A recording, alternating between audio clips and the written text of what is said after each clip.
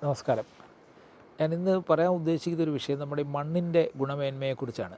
അതുകൊണ്ട് തന്നെ മണ്ണിൻ്റെ ഗുണമേന്മ, ഫലപുഷ്ടിയൊക്കെ എങ്ങനെ മെച്ചപ്പെടുത്താം എന്നുള്ളതിനെക്കുറിച്ച് കുറേ കാലമായി നമ്മൾ കണ്ടുകൊണ്ടിരിക്കുന്നതും വായിച്ചറിഞ്ഞതുമായ കുറച്ച് കാര്യങ്ങളാണ്. പലതും നിങ്ങൾക്കറിയാവുന്നതായിരിക്കും. എങ്കിലും കൃഷിയിൽ താല്പര്യമുള്ള അല്ലെങ്കിൽ കൃഷി ചെയ്യുന്ന ആളുകളിലേക്ക് ഇത് പരമാവധി എത്തിക്കണമെന്നുണ്ട്. അതുകൊണ്ട് നിങ്ങളുടെ സുഹൃത്തുക്കളോ മറ്റാരെങ്കിലും കൃഷി ചെയ്യുന്നവരുണ്ടെങ്കിൽ ദയവായി ഇത് അവരുമായി പങ്കുവെക്കണമെന്നൊരു അഭ്യർത്ഥനയുണ്ട്. ഇതിൽ പറയുന്ന കാര്യങ്ങൾ അത്ര പ്രാധാന്യം ഉള്ളതാണെന്ന് ഞാൻ വിശ്വസിക്കുന്നു. അതായത് എൻ്റെയൊക്കെ ചെറുപ്പത്തിൽ ഞാൻ കോട്ടയം പട്ടണത്തിൻ്റെ ഒരു പ്രാന്തപ്രദേശത്ത് ജനിച്ച ഒരാളാണ്. അപ്പോൾ അവിടെയൊക്കെ ധാരാളം മരങ്ങളും പറമ്പുമൊക്കെ ഉള്ളൊരു സമയത്ത് ഈ വീട്ടിൽ ടോയ്ലറ്റുകളുണ്ടെങ്കിൽ പുരുഷന്മാർ പലരും പറമ്പിലാണ് മൂത്രമൊഴിക്കുക. അപ്പോൾ ഇങ്ങനെ മൂത്രമൊഴിക്കുന്ന സ്ഥലത്ത് ചിലപ്പോൾ ഈ മണ്ണിരകൾ കാണും. മണ്ണിര ഉണ്ടെങ്കിൽ ഈ മൂത്രം വീണ് കഴിയുമ്പോൾ ഈ മണ്ണിരയ്ക്ക് വളരെ ഒരു അസ്വസ്ഥതയാണത്. മണ്ണിര കിടന്ന് പിടയ്ക്കാൻ തുടങ്ങും. പ്രത്യേകിച്ച് ഈ നിലമ്പുളപ്പൻ എന്ന് ഞങ്ങൾ പറയുന്ന ഒരു മണ്ണിരയുണ്ട്. അത് മണ്ണിര തന്നെയാണോ എന്ന് എനിക്കറിയില്ല. ഒരു നീല നിറമുള്ള ഒരു മണ്ണിരയാണ്. അത് ഈ മൂത്രം വീണ് കഴിഞ്ഞാൽ അവിടെ കിടന്ന് തുള്ളിക്കൊണ്ടിരിക്കും. അല്ലെങ്കിൽ തന്നെ അതിനടുത്ത് പുറത്തിട്ട് അത് തുള്ളിക്കൊണ്ടിരിക്കും. അപ്പോൾ ഇത് പിടയ്ക്കുകയാണ് ഇങ്ങനെ കിടന്ന്. അപ്പോൾ ഈ പിടയ്ക്കുന്ന അത് ശരിക്കും പറഞ്ഞു കഴിഞ്ഞാൽ അതിനെ സംബന്ധിച്ച് ഒരു ജീവൻ മരണ പിടച്ചിലാണ്. അപ്പോൾ അത്ര അസ്വസ്ഥത അതിനുണ്ടാക്കുന്ന സംഗതികളാണിത്. നമ്മൾ ഈ കരിമീനിനെക്കുറിച്ച് നമ്മൾ പിടയ്ക്കുന്ന കരിമീനെന്ന് പറയും. പക്ഷേ യഥാർത്ഥത്തിൽ ഈ കരിമീൻ ശ്വാസം കിട്ടാതെയാണ് പിടയ്ക്കുന്നത്, മരണപ്പിടച്ചിലാണ് പിടയുന്നത് എന്ന് പറയുന്ന പോലെ തന്നെയാണ് ഈ മണ്ണിരയുടെ അവസ്ഥ. അപ്പോൾ ഈ മണ്ണിരയ്ക്ക് ഇത്ര അസ്വസ്ഥത ഉണ്ടാക്കുന്ന വസ്തുവാണ് മൂത്രം. പക്ഷേ മൂത്രം അത്ര അപകടകാരിയാണോ? നമ്മൾ സാധാരണ പണ്ട് ഈ കൊച്ചു കുട്ടികളൊക്കെ എടുത്ത് എളി വെക്കുമ്പോൾ കുട്ടികൾ മൂത്രമൊഴിക്കും. അന്ന് ഈ സ്നഗ്ഗിയൊക്കെ കിട്ടുന്നതിന് മുമ്പാണ്. അപ്പോൾ ഈ മൂത്രമൊഴിക്കുമ്പോൾ അത് ഇഷ്ടമുള്ളവരുടെ ദേഹത്താണ് മൂത്രമൊഴിക്കുന്നതെന്ന് പറഞ്ഞ് കൊച്ചിൻ്റെ തള്ള നമ്മളെ സമാധാനിപ്പിക്കും. അല്ലെങ്കിൽ ആരും ഇത് വലിയ കാര്യമായിട്ടൊന്നും എടുക്കാറില്ല. എടുത്തിട്ട് നമ്മൾ നേരെ ഒന്നുകിൽ അവിടെ കഴുകും, അല്ലെങ്കിൽ കുറച്ച് കഴിയുമ്പോൾ അത് തന്നെ ഉണങ്ങും. കൊട്ടിയല്ലേ, കുഴപ്പമില്ല എന്നൊക്കെ പറഞ്ഞ് ഇതിനെ തിരിച്ചു കൊടുക്കും. ഇപ്പോൾ ഈ സ്നഗ്ഗി വന്നതോടെ ആ പ്രശ്നം മാറി. കുട്ടികൾ ബെഡ്ഷീറ്റിലും മറ്റും മൂത്രമൊഴിക്കുന്നത് പൂർണ്ണമായിട്ട് ഒഴിവായി. കുട്ടി 24 മണിക്കൂറും മൂത്രത്തിൽ തന്നെ കിടക്കുന്ന ഒരവസ്ഥയും വന്നു. അതുതന്നെയാണ് മനുഷ്യൻ്റെ പല കാര്യങ്ങളുള്ള അവസ്ഥ. അപ്പോൾ ഈ ഈ പറഞ്ഞു വന്നത്, ഈ മണ്ണിരയ്ക്ക് നമുക്ക് ഇത്ര പോലും അസ്വസ്ഥത ഉണ്ടാക്കാത്ത മൂത്രം മണ്ണിരയ്ക്ക് ഇത്രയധികം അസ്വസ്ഥത ഉണ്ടാക്കുന്നെങ്കിൽ മണ്ണിലുള്ള മറ്റ് ചില സാധനങ്ങൾ, മണ്ണിൽ ചേർക്കുന്ന മറ്റ് ചില സാധനങ്ങൾ മണ്ണിരയ്ക്ക് എത്ര അസ്വസ്ഥത ഉണ്ടാക്കുന്നുണ്ടായിരിക്കാം. അതിനു മുമ്പ് ഈ മണ്ണിര എന്താണ് ചെയ്യുന്നത്? എന്തുകൊണ്ട് മണ്ണിര മണ്ണിൽ വേണം? നമ്മൾ പലപ്പോഴും മണ്ണിര ഒരു വൃത്തികെട്ട സാധനമായിട്ടാണ് പലരും കണക്കാക്കുന്നത്. കാരണം മണ്ണിരയുടെ മണ്ണിര പുറത്തേക്ക് വിടുന്ന കാസ്റ്റിങ്സ് എന്ന് പറയുന്ന മണ്ണ്, ഞങ്ങളുടെ നാട്ടിൽ കുരിപ്പ എന്നാണ് പറയുന്നത്. ഈ മണ്ണ് പലപ്പോഴും ഒരു നനവുള്ള മണ്ണാണ്. നമ്മളതിൽ കയറി ചവിട്ടിക്കഴിഞ്ഞാൽ അതങ്ങ് പതിയും. അപ്പോൾ നമുക്ക് കാലിൽ ഒട്ടുന്ന പോലെ തോന്നും. നമ്മൾ ഇവിടെ എല്ലാം മറ്റേ ഇര കുത്തിയിട്ട് വൃത്തികേടാക്കിയിരിക്കുകയാണ് എന്ന് പറഞ്ഞ് കാല് മാറി ചാടി അങ്ങ് പോകും. യഥാർത്ഥത്തിൽ മണ്ണിര ഒരു 15 സെൻറ്റിമീറ്ററൊക്കെയാണ് ഒരു മണ്ണിരയുടെ ശരാശരി നീളം. അത് 15 സെൻറ്റിമീറ്റർ നീളമുള്ള ഒരു പൈപ്പാണ്. ഈ മണ്ണിര എന്ന് പറയുന്ന വളയുകയും പൊളയുകയും നിവരുകയും ചെയ്യുന്ന പൈപ്പ് വളരെ സ്വാഭാവികമായിട്ട് മണ്ണിലേക്ക് ഇറങ്ങുകയാണ് ചെയ്യുന്നത്. ഒരു വേര് പോലും ചെടിയുടെ കേടുവരുത്താതെ അത് മണ്ണിൻ്റെ അടിയിലേക്ക് ചെന്നിട്ട് മണ്ണിൻ്റെ താഴെയുള്ള മണ്ണിനെയും മണ്ണിൽ കിടക്കുന്ന ജൈവവസ്തുക്കളെയും ഭക്ഷിച്ച് ആ പൈപ്പ്, അതായത് മണ്ണിരയ്ക്കുള്ളിലൂടെ ഇത് പുറത്തു വരുന്നതാണ് നമ്മൾ ഈ കാണുന്ന മണ്ണിരക്കുരിപ്പ. ഈ മണ്ണിരക്കുരിപ്പയിൽ നമ്മൾ ചെടിക്ക് വേണ്ട അടിസ്ഥാന മൂലകങ്ങൾ വളരെ കൂടുതലായിരിക്കും.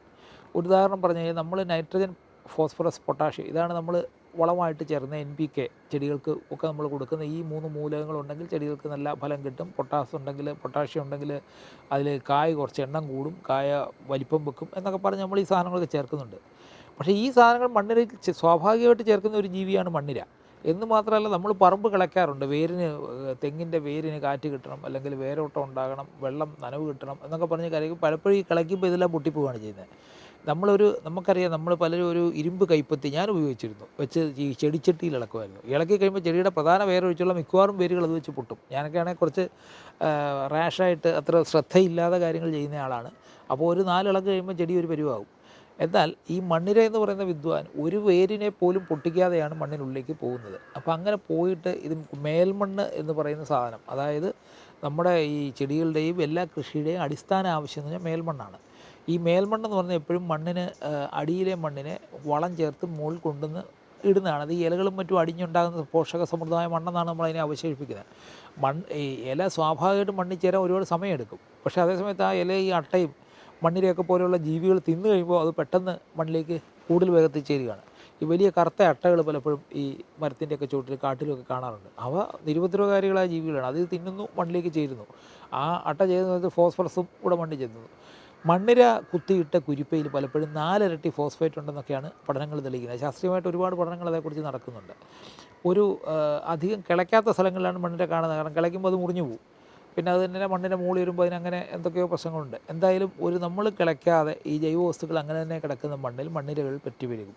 അങ്ങനെ പെറ്റുപെരുകി കഴിഞ്ഞാൽ ഒരു വർഷം ശരാശരി 1/2 സെൻറ്റിമീറ്റർ കനത്തിൽ മണ്ണ് പുറത്തേക്ക് അത് വിടുമെന്നാണ് പറയുന്നത്. ഭൂമിയുടെ അതായത് ഒരു ഹെക്ടർ സ്ഥലത്ത് ഒരു വർഷം ഈ മണ്ണിരകളെല്ലാം കൂടെ പുറത്തേക്ക് കൊണ്ടുവരുന്ന താഴെ മണ്ണിനടിയിൽ നിന്ന് മേളിലേക്ക് കൊണ്ടുവരുന്ന മേൽമണ്ണെന്ന് പറയുന്നത് 50 ടണ്ണാണ്. ഈ 50 ടണ്ണ് ഒരു ഹെക്ടറിൽ വിരിച്ചു കഴിഞ്ഞാൽ ശരാശരി 1/2 സെൻറ്റിമീറ്റർ പൊക്കം കാണും.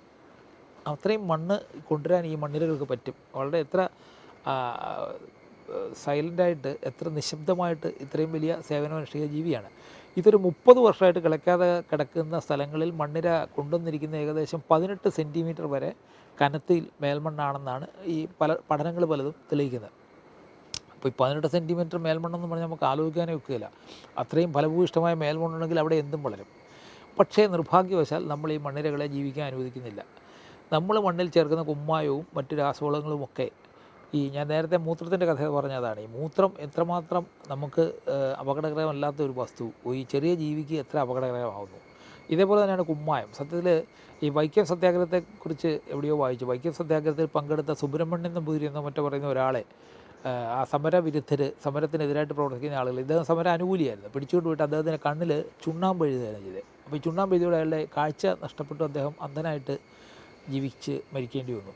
അതേപോലെ തന്നെ നമ്മുടെ ഈ ഭഗൽപൂർ എന്ന് പറയുന്ന ബീഹാറിൽ ജയിലിൽ കള്ളന്മാർ എന്ന് മോഷ്ടാക്കളായിട്ട് സ്ഥിരം കുറ്റവാളികളായിട്ട് വ്യവഹരിക്കപ്പെടുന്ന ഒരു വിഭാഗം ആളുകളെ പോലീസ് അവരെ കൊണ്ടുള്ള പ്രശ്നം തീർക്കാനായിട്ട് അവരുടെ കണ്ണിൽ പച്ചമുളക് വരച്ച് തേച്ചിട്ട് അവരുടെ കാഴ്ച നഷ്ടപ്പെട്ടു. അതൊന്ന് ജസ്റ്റിസ് ഭഗവതിയോ മറ്റോ സുപ്രീം കോടതി ജഡ്ജി ആയിരിക്കുമ്പോൾ ഒരു പൊതുവ്യവഹാര ഹർജിയിൽ പബ്ലിക് ഇൻട്രസ്റ്റ് ലിറ്റിഗേഷനിൽ ഈ പ്രശ്നം പൊങ്ങി വരികയും ഏതോ പത്രക്കാരൻ ഇത് പുറത്തു കൊണ്ടുവന്ന് അദ്ദേഹം കത്തയക്കുകയോ മറ്റോ, ഞാൻ കൃത്യമായിട്ട് മറന്നു, 1978-80 കാലഘട്ടത്തിലാണ്.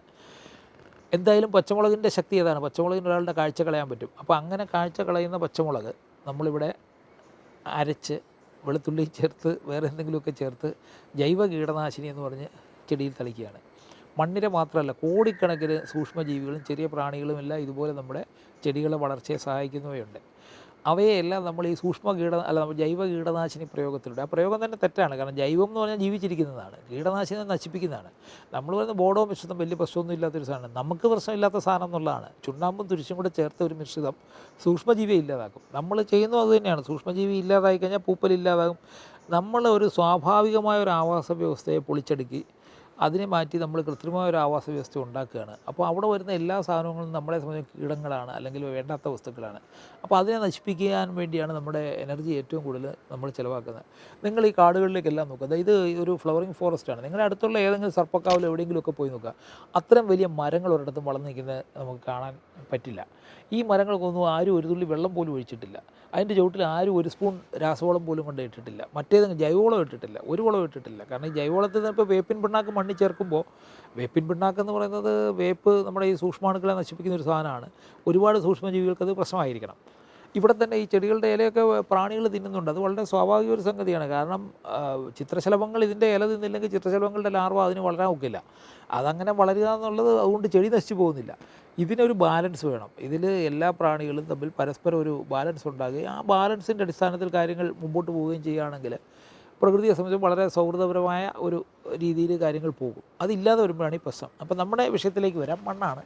അപ്പോൾ നമ്മൾ എന്താണ് ചെയ്യേണ്ടത്? ഒരു പരീക്ഷണം ഞാൻ നിങ്ങളുടെ മുമ്പിൽ സമർപ്പിക്കുകയാണ്. നിങ്ങൾക്കത് പരീക്ഷിച്ച് നോക്കാം, വേണ്ടെന്ന് നോക്കാം. ഈ പരീക്ഷണം എൻ്റെ സ്വന്തമല്ല. എനിക്കിത് കിട്ടിയ ഈ ആശയം കിട്ടിയത് ഞാൻ കഴിഞ്ഞ ആഴ്ച നമ്മുടെ എടവനക്കാട് മനോജ് എന്ന് പറഞ്ഞ ഈ രംഗത്ത് വളരെ കാലമായിട്ട് പ്രവർത്തിക്കുന്ന ആളാണ്, വളരെ ആത്മാർത്ഥമായിട്ട് പ്രവർത്തിക്കുന്ന ആളാണ്. അപ്പോൾ അദ്ദേഹത്തിൻ്റെ വീട് കാണാൻ പറ്റി, അദ്ദേഹത്തിൻ്റെ പറമ്പിൽ ചെയ്യുന്ന കാര്യങ്ങൾ കാണാൻ പറ്റി, അദ്ദേഹമായിട്ട് സംസാരിക്കാൻ പറ്റി. ഞാൻ അദ്ദേഹത്തിൻ്റെ ഒരു വീഡിയോ തൊട്ട് മുമ്പ് പ്രസിദ്ധീകരിച്ചിരുന്നു.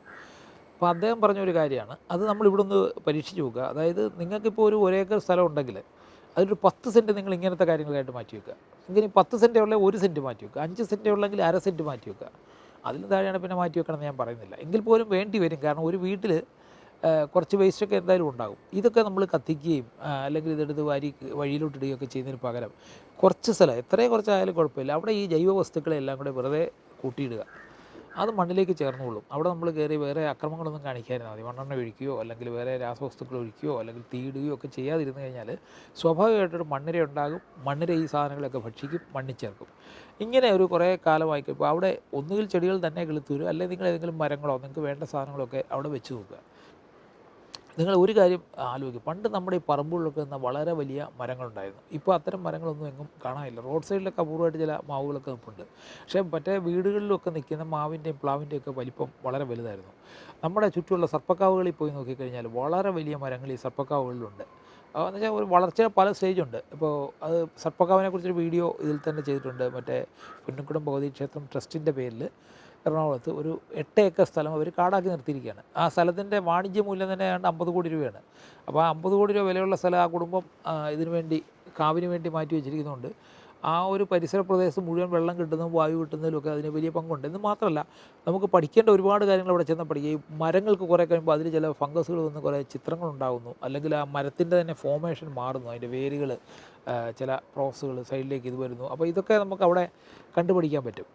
അപ്പോൾ ഇത്തരത്തിലുള്ള മരങ്ങൾ പണ്ട് നമ്മുടെയൊക്കെ പറമ്പിലുണ്ട്, ഇപ്പോൾ ഇല്ല. ഇല്ലാതാവാനുള്ള ഒരു കാരണം നമ്മളിതെല്ലാം വെട്ടിമാറ്റുകയും നമ്മളുടെ കൃഷിയെക്കുറിച്ചുള്ള സങ്കല്പങ്ങൾ മാറുകയും നമുക്ക് വേണ്ട ഒരു ചെടികൾ മാത്രം വെക്കുക, ആ ചെടിക്ക് വേണ്ട കൃത്രിമ വസ്തുക്കൾ നമ്മൾ കൃത്യമായിട്ട് കൊടുക്കുകയും, നമ്മൾ ഈ പോളി ഹൗസിലൊക്കെ ചെയ്യുന്നത് പോലെ, നമ്മളത് ജൈവമാണെന്നാണ് പറയുന്നത്, പക്ഷേ എല്ലാ ജൈവ വസ്തുക്കളെ ഒഴിവാക്കിയാണ് നമ്മൾ പോളി ഹൗസിൽ കൃഷി ചെയ്യുന്നത്. അപ്പം ഇത്തരം കാര്യങ്ങൾ നമ്മൾ ചെയ്യുമ്പോൾ വരുന്ന ഒരു പ്രശ്നമാണത്.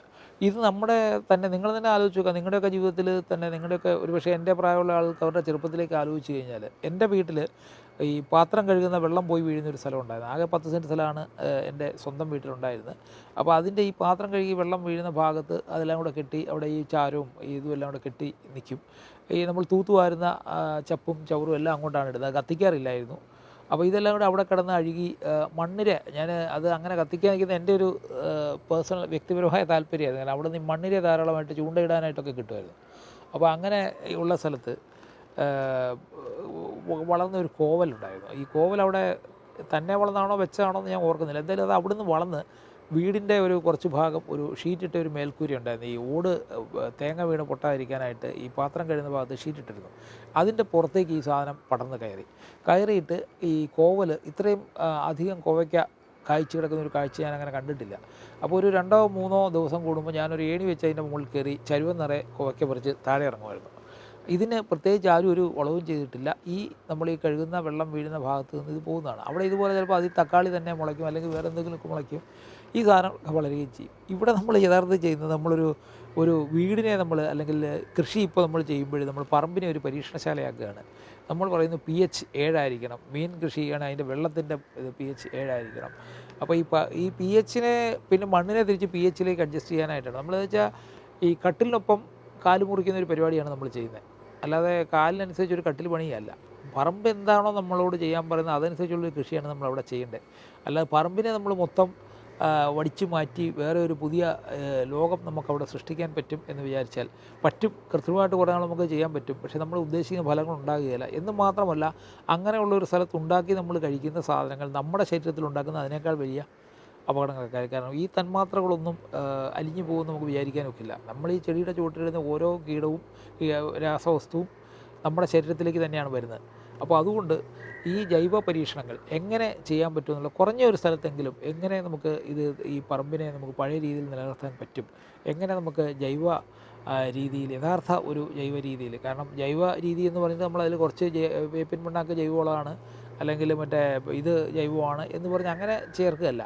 പ്രകൃതിയുടെ സ്വാഭാവികമായ രീതിയിൽ ഈ രാസവസ്തുക്കളെക്കാളോ ഈ ജൈവ വസ്തുക്കളെക്കാളോ ഒക്കെ കൂടുതൽ വളം മണ്ണിലുണ്ടാകാൻ കഴിയും. അതിന് സാധിക്കണമെങ്കിൽ നമുക്ക് അവിടെയുള്ള സൂക്ഷ്മജീവികളും അവിടെയുള്ള ചെറിയ പ്രാണികളും എല്ലാം അങ്ങനെ തന്നെ വേണം. ഞാനൊരു ഉദാഹരണം കൂടെ പറയാം. ഇതൊരു കഥയാണ്. നമ്മുടെ യൂറോപ്പിൽ നിന്ന് കുടിയേറ്റക്കാർ ഓസ്ട്രേലിയയിലേക്ക് പോയി. അപ്പോൾ യൂറോപ്പിലെ പ്രധാന പശു വളർത്തൽ ഒരു വലിയ തൊഴിലാണല്ലോ. നമുക്കിപ്പോൾ അറിയാം, സ്വിറ്റ്സർലൻഡിൽ നിന്നൊക്കെയുള്ള സ്വിസ് പശുക്കൾ, നമ്മുടെ ഇൻഡോ സ്വിസ് ഫാമൊക്കെ ഇവിടെ മൂന്നാറിൽ തന്നെയുണ്ട്. അപ്പോൾ അങ്ങനെ വലിയ പത്താഴം പോലത്തെ പശുവിനെയൊക്കെ ആയിട്ട് ഇവർ ഓസ്ട്രേലിയയിൽ കുടിയേറി കഴിഞ്ഞപ്പോൾ അവിടെയുള്ള ഈ ചെറിയ ജീവികൾ, കങ്കാരു പോലുള്ള ജീവികളാണ്, അതിൻ്റെ ചാണകം മണ്ണിൽ ചേർക്കുന്ന ചില വണ്ടുകളുണ്ട്. ആ വിഘാടകരെന്നാണ് പറയുന്നത്. പ്രകൃതിയിൽ 3 കൂട്ടം ജീവികളാണ് ഉള്ളതെന്നുള്ളതാണ് നമ്മുടെ മിയാവാക്കി അദ്ദേഹം പറയുന്നത്. അതായത് ഒന്ന് ചെടിയാണ് ഏക ഉൽപ്പാദകൻ. ചെടി മാത്രമേ സൂര്യപ്രകാശത്തിൽ നിന്ന് ഊർജ്ജമെടുത്ത് എന്തെങ്കിലും ഒരു സാധനം ഉൽപ്പാദിപ്പിക്കും. ബാക്കി എല്ലാവരും ഉപഭോക്താക്കളാണ്. നമ്മളെല്ലാം ഉപഭോക്താക്കളാണ്. ഇതുകൂടാതെ വിഘാടകരുണ്ട്. നമ്മൾ ഈ മണ്ണിലൊക്കെ ഉപയോഗിക്കുന്ന സാധനങ്ങളെ വിഘടിപ്പിക്കുന്ന കക്ഷികളുണ്ട്. അപ്പോൾ ഈ ഓസ്ട്രേലിയയിൽ സംഭവിച്ചത് എന്താണെന്ന് വെച്ച് കഴിഞ്ഞാൽ, ഈ വലിയ പശുക്കൾ യൂറോപ്പിൽ നിന്ന് വന്നു. പക്ഷേ ആ പശുവിൻ്റെ ചാണകം വിഘടിപ്പിക്കാൻ പറ്റിയ വണ്ടുകൾ അവിടെ ഇല്ലാതെ പോയി. അപ്പോൾ ഈ ചാണകം മുഴുവൻ കുന്നുകൂടാൻ തുടങ്ങി. ഇത് ആദ്യം ഇതൊരു വലിയ പ്രശ്നമല്ല. 1700 മറ്റാണ് കുടിയേറ്റം ആരംഭിക്കുന്നത്. പക്ഷേ 1700-ൻ്റെ അവസാനമാണ്, 1800-കളോടെയാണ് കുടിയേറ്റം ആരംഭിക്കുന്നത്. എന്തായാലും 1950 ആയപ്പോഴേക്ക് ഓസ്ട്രേലിയയുടെ മുകളിൽ മുഴുവൻ ചാണകം മൂടുന്ന ഒരവസ്ഥയായി. കാരണം ഒരു പശു ദിവസം 10-12 കഷ്ണം ചാണകം ഇടും. ഈ ചാണകം അവിടെ തന്നെ കിടക്കുന്നു, ഇത് പോകുന്നില്ല. അതിൻ്റെ മുകളിലേക്ക് അടുത്ത പശു ഇടും. അങ്ങനെ ചാണകം മെഴുകിക്കൊണ്ടിരുന്ന സമയത്ത് ഒരു ശാസ്ത്രജ്ഞൻ ഇതേക്കുറിച്ച് പഠിക്കുകയും അദ്ദേഹം നോക്കിയപ്പോൾ ഓസ്ട്രേലിയ ഏതാണ്ട് 200-ൽ പരം വണ്ടുകളുണ്ട്. പക്ഷേ ഇതിലൊരു വണ്ടിനും ഈ ചാണകത്തെ ദഹിപ്പിക്കാൻ പറ്റില്ല. തുടർന്ന് ഒരു പ്രോജക്റ്റ്, അതിൻ്റെ പേര് ഞാൻ മറന്നുപോയി, ഇതിനുവേണ്ടി ഈ വണ്ടുകളെ കൊണ്ടുവരാനുള്ള ഒരു പ്രോജക്റ്റ് അവരാരംഭിച്ചു. ആ പ്രോജക്റ്റ് എന്ന് പറയുന്നത് ഓസ്ട്രേലിയ, ആഫ്രിക്കയും ഏഷ്യയും അടക്കം വിവിധ രാജ്യങ്ങളിലായിട്ട് 50ഓളം വണ്ടുകളെ, 50ആണോ 25ആണോ എന്ന് ഞാൻ കൃത്യമായിട്ട് ഓർക്കുന്നില്ല, എന്തായാലും 25-ൽ കൂടുതലാണ് ഇനം വണ്ടുകളെ അവിടെ കൊണ്ടുവന്ന് വിട്ടു. അതിൽ ചില വണ്ടുകൾക്ക് ഈ ചാണകം വിഘടിപ്പിക്കാൻ പറ്റി. അങ്ങനെയാണ് ഓസ്ട്രേലിയ പ്രശ്നത്തിന് പരിഹാരം നേടിയത്. അപ്പോൾ എന്ന് പറഞ്ഞാൽ തന്നെ നമ്മുടെ ഈ മണ്ണിൽ കാണുന്ന ഓരോ സൂക്ഷ്മജീവിക്കും അതിൻ്റേതായ ഒരു ധർമ്മമുണ്ട്. അത് ചെയ്യേണ്ട കുറച്ച് കാര്യങ്ങളുണ്ട്. നമ്മളിതിനെയെല്ലാം രാസവസ്തുക്കൾ ഉപയോഗിച്ച് ഒഴിവാക്കി കഴിഞ്ഞിട്ട് നമ്മൾ മണ്ണിൻ്റെ വളം പോയി, അല്ലെങ്കിൽ പിന്നെ അതിനുവേണ്ടി നമ്മൾ രാസവളം കൊണ്ടുവന്ന് മണ്ണിലിട്ട് എളുപ്പത്തിൽ കൃഷി എന്നുള്ള രീതിയിലേക്ക് പോകുന്നു. കുറച്ചൊന്ന് നിങ്ങൾ കാത്തിരിക്കാൻ തയ്യാറാണെങ്കിൽ ഈ അപകടങ്ങളൊന്നുമില്ലാത്ത ശുദ്ധമായ ഒരു ജൈവ പ്രക്രിയ നിങ്ങളുടെ പറമ്പിൽ നടക്കുന്ന ഒരു കാഴ്ചയിലേക്ക് നിങ്ങൾക്ക് എത്താൻ പറ്റും. അതിന് വലിയ അധിക കാലമൊന്നും വേണ്ട. മിയാവാക്കി മാതൃകയാണെങ്കിൽ 2-3 വർഷം കൊണ്ട് തന്നെ അത് മണ്ണ് ആ രീതിയിലായി തുടങ്ങി. ഇവിടെ നിങ്ങൾക്ക് കാണാം, ഇവിടെ നടന്ന് കാണുകയാണെങ്കിൽ ഇവിടെ മിക്കവാറും എല്ലാ സ്ഥലത്തും മണ്ണിരയുടെ വലിയ കൂട്ടമാണ്. മണ്ണിര ഈ സാധനങ്ങൾ മുഴുവൻ തിന്ന് മണ്ണിനടിയിലേക്ക് കൊണ്ടുവന്നു. അപ്പോൾ മണ്ണിരയെ തോൽപ്പിക്കാനായിട്ട് ഞങ്ങളിവിടെ മുഴുവൻ ചകിരി നിരത്തിയിരിക്കുകയാണ്. നീ കഴിക്കാവുന്നിടത്തോളം കഴിക്കാൻ പറഞ്ഞ്. അപ്പോൾ അത് ആ കരിക്കിൻ്റെ തുണ്ടുകളാണ്. അതൊക്കെ പയ്യെ മണ്ണിൽ ദ്രവിച്ച് ചേരുന്നുണ്ട്. മണ്ണിൻ്റെ ജൈവഘടന തന്നെ മാറുന്നുണ്ട്. ചെടികൾക്ക് നല്ല വളർച്ച കിട്ടുന്നുണ്ട്. ഇതിനൊക്കെ നമ്മുടെ സ്വാഭാവിക ജൈവ രീതി പരീക്ഷിക്കാവുന്നതാണ്. പക്ഷേ നിങ്ങളുടെ വീട്ടിൽ മുഴുവൻ ഇത് പരീക്ഷിക്കണമെന്ന് ഞാൻ പറയുന്നില്ല. പറ്റുമെങ്കിൽ നിങ്ങളുടെ വീടിൻ്റെ ചെറിയൊരു ഭാഗം, നിങ്ങൾ കുറച്ചൊരു സ്ഥലം, അപ്പോൾ നിങ്ങൾക്ക് പാമ്പ് കയറുമെന്നോ ചേമ്പ് കയറുമെന്നോ ഒന്നും പേടിക്കേണ്ട. ചെറിയൊരു സ്ഥലമാകുമ്പോൾ നിങ്ങൾക്ക് മനസ്സമാധാനമായിട്ട് പറ്റുന്ന അത്രയും സ്ഥലം, കുറച്ച് സ്ഥലം ഇതിനു വേണ്ടി മാറ്റി വെക്കുക. കാരണം കൃഷി താല്പര്യമുള്ള പലർക്കും അത് ചെയ്യാൻ പറ്റുന്നില്ല. ഇത്തരം രീതിയിൽ താല്പര്യമുണ്ട്. വീട്ടിൽ ബാക്കി അംഗങ്ങളുടെ ഒരു സമ്മതം വേണം. പ്രായോഗികമായിട്ടുള്ള പ്രശ്നങ്ങളുണ്ട്. അപ്പോൾ ഇതൊക്കെ ഒഴിവാക്കാൻ കുറഞ്ഞൊരു സ്ഥലം, ഒരു 10% നിങ്ങൾ ഇത്തരം കൃഷിക്കായിട്ട് മാറ്റി വെക്കണം. ഈ രീതികളൊന്ന് ചെയ്തു നോക്കണം എന്ന് ഒരു അഭ്യർത്ഥനയുണ്ട്.